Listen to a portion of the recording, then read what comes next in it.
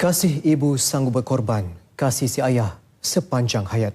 Dan itulah yang dirasai anak-anak kepada pelakon filem Melayu klasik Allahyarham Datuk Mustapa Ma'ruf. Sebulan lebih telah berlalu namun kelibat si ayah terasa seolah-olah masih di sisi. Selami rasa rindu anak-anak Allahyarham bersama Lilaila Kadir. Saksikan. Sungguh murni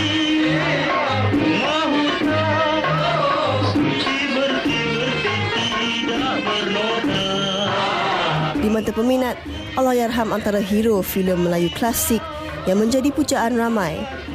Dikurniakan berwajah tampan, tutur katanya yang sopan dalam setiap lakonan juga memikat hati. Seperti mana lenggok tubuhnya yang santun di layar perak, begitu jugalah kepribadian Allahyarham Datuk Mustapa di luar filem. Hero legenda ini cukup terkenal dengan lakonannya sebagai tonggak utama dalam filem Bawang Putih Bawang Merah, Sultan Mahmud Mangkat di Julang, Naga Tasik Cini, Detik 12 Malam, Keris Sempena Riau, Sumpah Pontianak dan banyak lagi. Allahyarham menjejakkan kaki ke Cathay Chris Film di Singapura sekitar tahun 1955 dan kejaya seninya bermula dengan filem Pendekar Bujang Lapuk. Datuk Mustapa mula mencipta nama melalui filem Hang Tuah dan merupakan antara pelakon lelaki kacak yang menjadi pujaan ramai ketika itu. Antara yang terbaru, seniman legenda ini telah membintangi filem 1957 Hati Malaya pada 2007 dan Lembing Awang Pulang ke Dayang pada 2009. Selain berlakon lebih 50 filem dan beratus-ratus drama televisyen, sama ada di Malaysia maupun Singapura, Allahyarham juga aktif bekerja di sebalik tabir sebagai penerbit drama dan iklan komersial serta video korporat menerusi Warna Motion Pictures.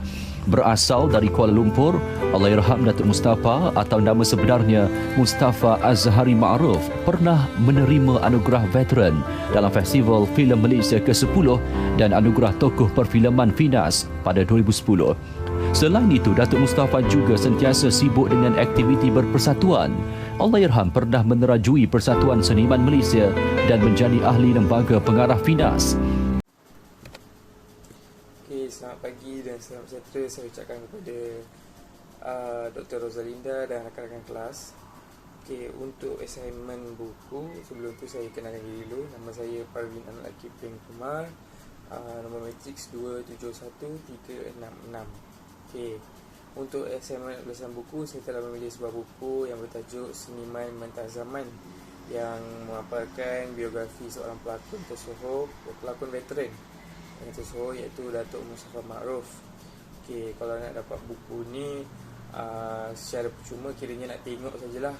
Cuma so far yang saya dapat tahu cuma dapat dekat Arkib Negara sebab saya sendiri pernah pegang buku ni untuk buat kajian STPM dulu. So kalau nak beli pun dekat Finas dengan harga RM120. Alright. Buku ni ialah kisah hidup seorang seniman yang usia dia 79 dan tapi kini dah jadi arwah, dan ditulis oleh seorang pengarang. Pengarang itu bernama Ahmad Abdullah. Beliau adalah pengarang hiburan edisi mingguan Berita Harian. Nak cakap biodata pasal pengarang ni, dia tak famous sangat sebab dia menghasilkan buku hanya ni saja buku yang dia telah hasilkan. So pengarang ni usia dia 42 tahun yang dilahirkan di Kuala Lumpur. Beliau bekerja di bawah syarikat Berita Harian. Kalau nak katakan pasal pengarang kurang, tapi saya berceritakan sedikit pasal buku ni. Buku ni mengandungi 12 bab dengan 233 muka surat.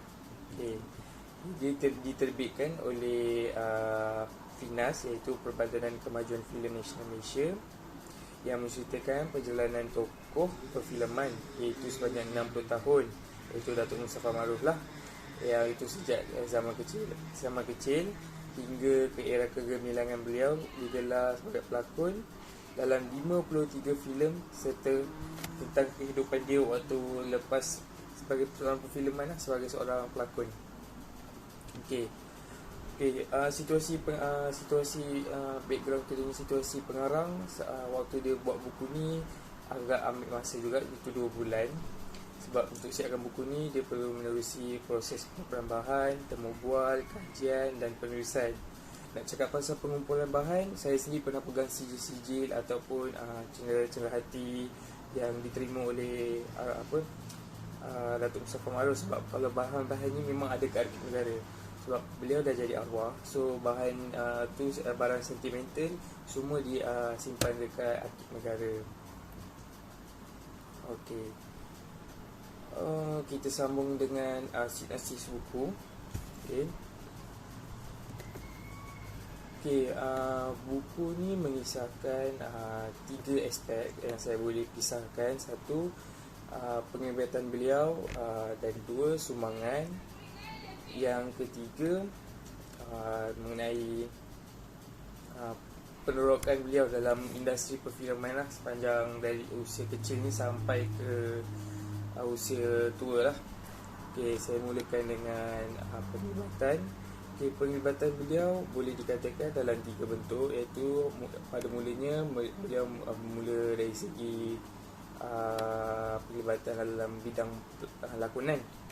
Okay, lakonan seterusnya dalam bidang penerbitan, dan kemudian menjadi ahli jawatankuasa dalam finans. Okay. Nak cerita pasal lakonan sebagai seorang pelakon Datuk Mustafa Maarof.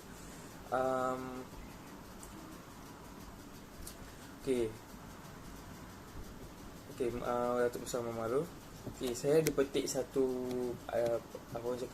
kata dari dia lah, sebab dia dalam buku tu banyak dialog dia sendiri. Kiranya apa yang diluahkan.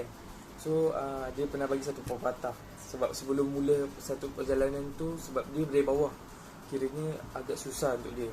So untuk saya ayat ni memang wow. Kalau takut di lambung ombak, usah berunah di tepi pantai. Kiranya itulah pergerakan hidup dia, prinsip dia apabila dia mula menjejaki ke studio untuk mencuba di bidang baharu, iaitu sebagai seorang pelakon. Sebab sebelum dia masuk jadi bidang seniman, menjadi bidang pelakon ni, dia seorang tentera di Kuala Kangsar.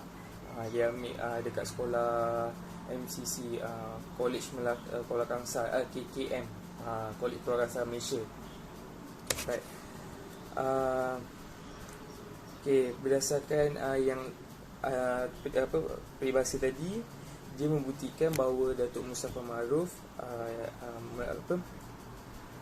dia memang bersyukur dapat benda tu. So prinsip dia ialah sekali dia jejak kaki tu, dia akan habiskan dengan baiknya.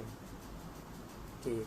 So dia cabaran yang dia sendiri lalui, dia tempuhi tu, dia akan somehow dia akan ambil berat lah. Kiranya dia mementingkan mutu lakonan dia. So dia berusaha memperbaiki setiap tingkah laku dia dalam setiap lakonan dia dan dalam setiap filem. So selepas beberapa tahun dah berlalu, dia membintangi beberapa filem lah yang mungkin anda tahu, iaitu antaranya Hang Tuah, Bawang Putih Bawang Merah dan Pontianak. So kalau saya sendiri, saya pernah tengok Bawang Putih Bawang Merah je lah. So dari situ Datuk Mustafa Maarof makin lama makin menjadi popular, dan kedudukan beliau kini setaraf dengan bintang filem yang terkenal waktu tu. So dia saing-saing dengan, lama-lama dia saing-saing dengan Tan Sri P. Ramlee. Okey, kemudian kita masuk kepada penglibatan beliau sebagai seorang penerbit. Okey, dia sanggup merantau Singapura untuk menjadi seorang pelakon, dan seterusnya lepas dia berjaya, dia terus cuba di bidang penerbitan filem. Okay. Sebab dia dah gelar waktu dia pergi Singapura tu, dia dah bergelar bintang filem. Okay. So antara filem yang dia sendiri terbitkan, sebab dia dia sendiri cakap dia pentingkan mutu filem, mutu lakonan, mutu ni. So dia sendiri jadi penerbit. Antara filem yang dia terbitkan Jasmine 2, Abang 92. Cerita-cerita ni ialah cerita-cerita 80-an, 90-an. Dan usaha Datuk Mustafa Maarof sendiri sememangnya memanfaatkan dirinya untuk mengelakkan kejayaannya hingga akhir, untuk mengekalkan kejayaannya sehingga akhir, dan mengembangkan bidang perfilman yang merundum waktu tu. Waktu tu kiranya bidang perfilman cerita-cerita Melayu memang merundum, tapi dia sendiri terbitkan cerita-cerita yang menarik, mutu lakonan yang baik, dan mendapat gelaran penerbit yang berjaya waktu tu. Okay. So So kat situ kita boleh tengok dia mementingkan orang kata apa, mementingkan mementingkan filem-filem yang memberi manfaat kepada tanah air itu sendiri, tanah air waktu tu. Kiranya memberi manfaat kepada para penonton untuk melihat, sebab cerita-cerita dia majoriti cerita lama, memang ada pelajaran di ujung-ujung dia. So memang agak menarik. Okay, so dari situ kita boleh lihat sumbangan beliau. Okay, setelah menjadi penerbit yang berjaya, beliau memberi sumbangan kepada industri perfilman Malaysia bersama persatuan yang dimaksud, iaitu FINAS. Ialah FINAS.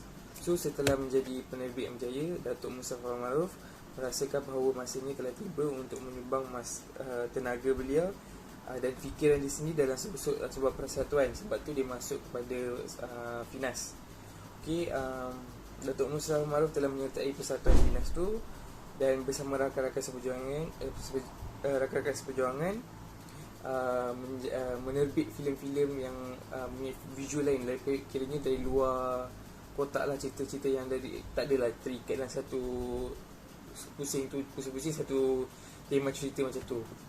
So beliau telah memperjuangkan filem-filem tersebut. Dari hitam putih beliau pergi ke warna. Itu Datuk Mustafa Maarof usahakan waktu tu. Antara usaha lain sumbangan Datuk Mustafa Maarof, dia telah macam menetapkan satu syarat bahawa cerita-cerita Melayu, cerita-cerita filem-filem Melayu hanya ditayangkan di pawagam awalnya. Sebab yelah, mereka pun nak dapat untung sebab usaha mereka sendiri. Tak adalah macam sekarang tengok, kita senang dapat orang cerita rompak, terus dapat boleh download. So memang dia waktu tu dia letak syarat, letak wajib tayang, iaitu syarat wajib tayang hanya ditayangkan di pawagam di bawah FINAS. Kemudian Datuk Mustafa Maarof juga telah mengusahakan untuk dapat bangunan pertama, iaitu bangunan sendiri FINAS waktu itu, dengan harga RM 1 juta. Alright. Kemudian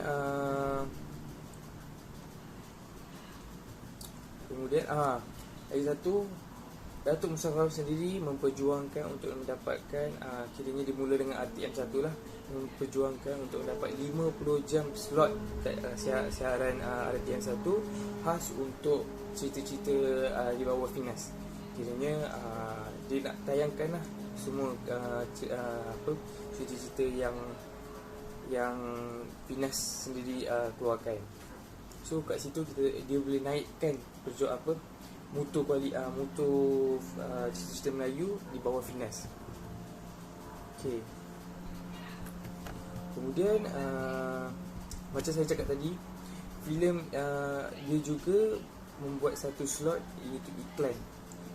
Dia juga selepas filem dia fikir pasal iklan. So dia wujudkan iklan, dia buat iklan yang menarik untuk menarik minat para penonton untuk menonton cerita-cerita dia. So mungkin dari segi iklan pun dah berubah. Dulu mungkin hitam putih dan sekarang dah jadi warna-warni.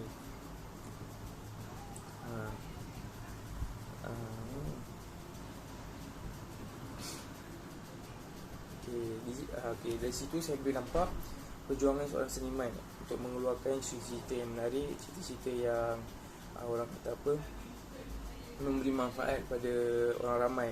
Kerana dulu kita boleh tahu cerita-cerita Melayu memang sememangnya memberi pengajaran untuk kita sendiri teladani. Macam cerita-cerita Tan Sri P. Ramlee. Ada juga yang Datuk Mustafa Maarof sendiri berlakon jadi watak kedua, watak sampingan dalam cerita-cerita tersebut.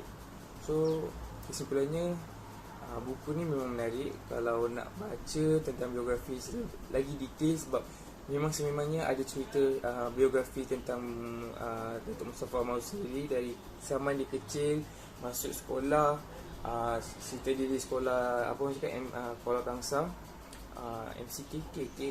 KKM Kuala Kangsar, College Kuala Kangsar, dan kemudian sambung kepada tentera, dan dia sanggup tarik balik sebab ada satu kejadian tentang bapak dia, tapi dia tarik stop tentera. Lepas tu dia usaha menjejak kaki dia ke bidang perfilman, dan dia usahakan jadi seorang pelakon, kemudian jadi penerbit. Seterusnya dia masuk kepada apa orang cakap, ahli jawatankuasa Finas, usahakan untuk mendapatkan cerita warna-warni.